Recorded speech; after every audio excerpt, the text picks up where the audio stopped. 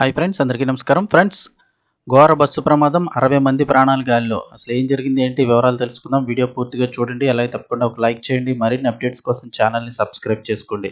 ప్రభుత్వం నుంచి వచ్చే ముఖ్యమైన అప్డేట్స్ అన్నీ కూడా ఎప్పటికప్పుడు మన ఛానల్ ద్వారా మీకు ముందుగానే తెలియచేయడం జరుగుతుంది. అలాగే వీడియోని ఒక లైక్ చేశారంటే మరింత మందికి ఇన్ఫర్మేషన్ చేరుతుంది. ఇంకా వివరాల్లోకి వెళ్ళిపోదాం. బంధుమిత్రులు, సన్నిహితుల సమక్షంలో పెళ్లి చేసుకున్న దంపతులు కొత్త జీవితం ప్రారంభించాల్సిన వేళ ఘోర ప్రమాదం జరిగింది. 60 మందితో కొండ ప్రాంతంలో వెళుతున్న బస్సుపై డ్రైవర్ పట్టు కోల్పోవడంతో ఒక్కసారిగా లోయలోకి దూసుకు వెళ్లిపోయింది బస్సు. ఈ ప్రమాదంలో స్పాట్లోనే అక్కడ 8 మంది మృతి చెందగా మరో 5గురు ఆసుపత్రిలో చికిత్స పొందుతూ మరణించారు.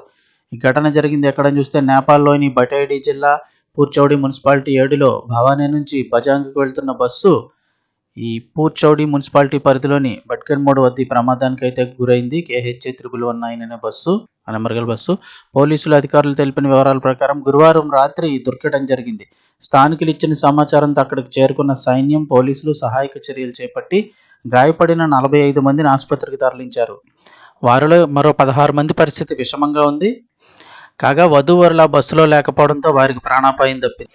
కానీ కుటుంబ సభ్యుల మరణాలతో ఇరువురు కుటుంబాల్లో విషాద ఛాయలు అలముకున్నాయి. మృతులను చాలామంది అయితే కనుక ఇక్కడ రాయడం జరిగింది. పెద్ద వయసు వాళ్ళందరూ కూడా చాలామంది అయితే ఉన్నారు. మరికొందరిని గుర్తించాల్సి ఉంది. కాగా క్షతగాత్రులు దాదెల్దుర్గ, ధన్గాడి, బజాంగ్ ప్రాంతాల్లోని ఆసుపత్రుల్లో చికిత్స పొందుతున్నారు.